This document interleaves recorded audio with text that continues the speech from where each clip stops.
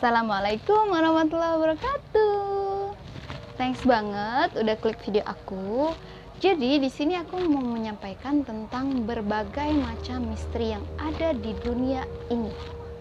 Jadi jangan kemana-mana, tetap stay tune di Si Penaku.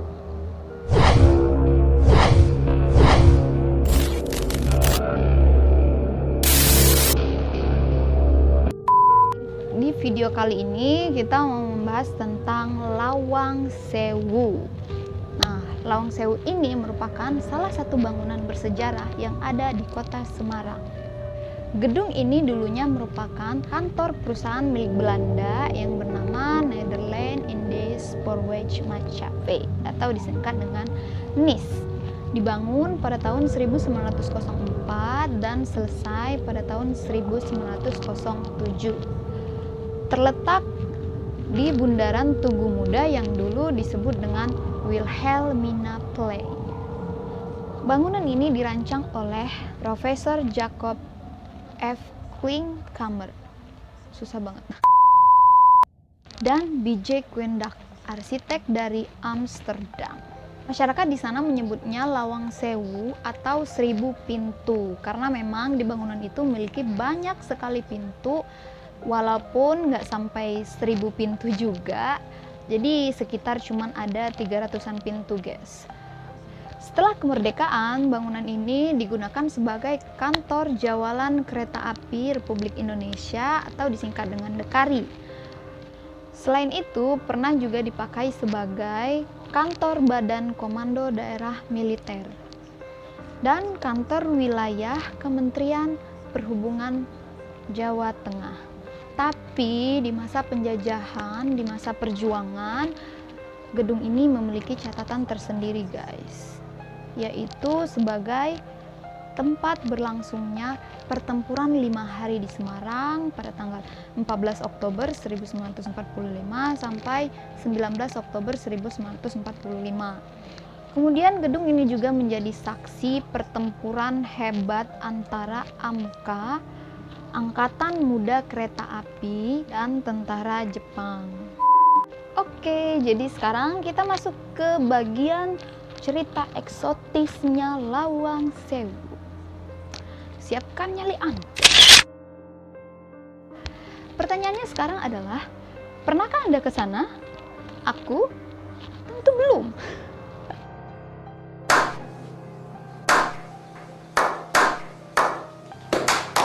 Lawang Sewu ini adalah salah satu destinasi terfavorit di Indonesia yang tentunya kalau kalian berkunjung di sana, kalian juga nggak disuguhin dengan tempat-tempat yang horor, tapi juga kalian bisa mendapatkan view-view yang sangat indah sekali. Gedung Lawang Sewu ini telah melayani 3 kekuasaan. Yang pertama adalah Belanda yang telah membangun bangunan itu sendiri. Yang kedua adalah Jepang dan yang ketiga adalah Indonesia. Tapi yang paling singkat adalah Jepang karena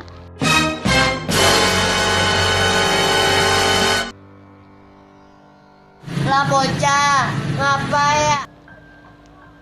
Karena Jepang hanya 2 tahun menguasai gedung ini.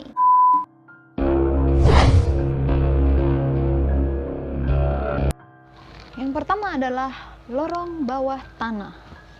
Jadi lorong bawah tanah ini di masa penjajahan Belanda digunakan sebagai tempat mengalirnya air yang gunanya untuk menyejukkan bangunan. Tapi di masa penjajahan Jepang ini malah digunakan sebagai penjara yang namanya penjara jongkok. Bukan. Itu jungku. 엄마 보고 싶다.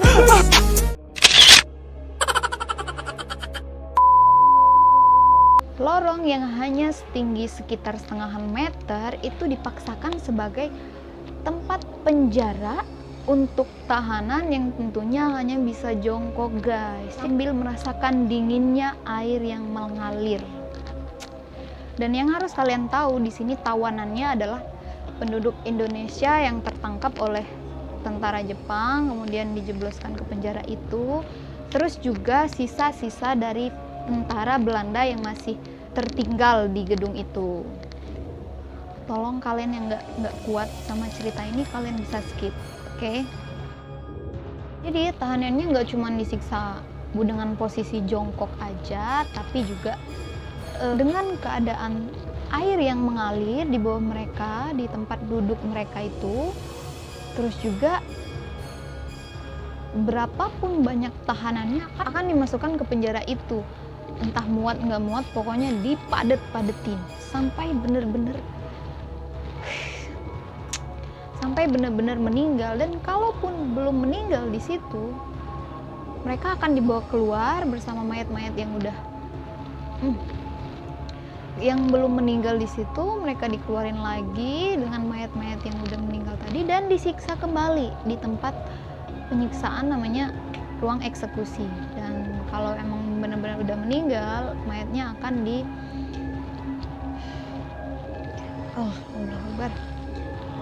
dibuang ke sungai di belakang bangunan Lawang Sewu tersebut, guys. Dan salah satu cerita horornya adalah, jadi dulu tuh kayak ada salah satu stasiun TV menayangkan yang pesertanya di situ ditinggalin di lokasi itu, terus ceritanya diuji nih seberapa kuat dia itu menahan gitu. Jadi nyalinya itu diuji di situ, intinya gitu. Nah, di sini peserta ini menyaksikan, saking bener-bener angkernya di situ ya, dia menyaksikan Miss K. Kalian tahu Miss K ya? Mbak Kunci. Kita nggak usah perjelas itu, karena ini jam 2 malam. Saya bikin videonya jam 2 malam. Dan saya sendiri. Semoga aja nggak ada yang nemenin ya kan.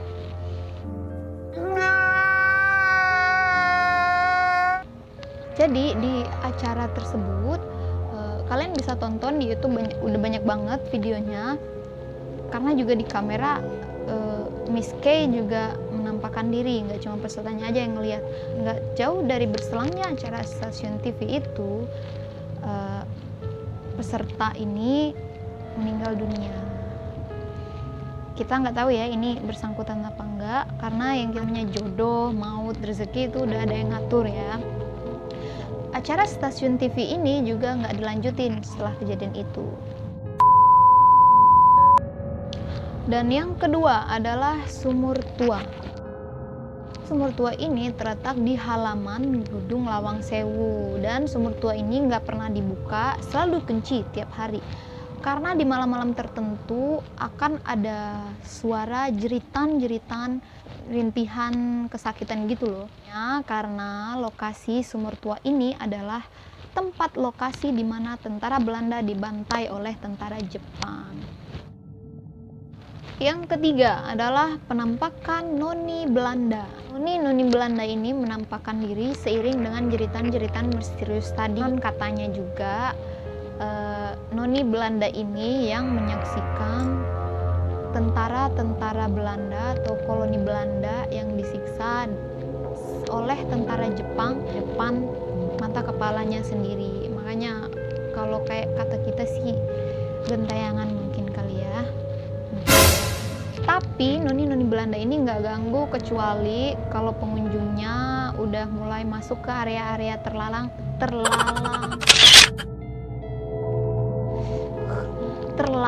di bangunan Lawang Sewu itu.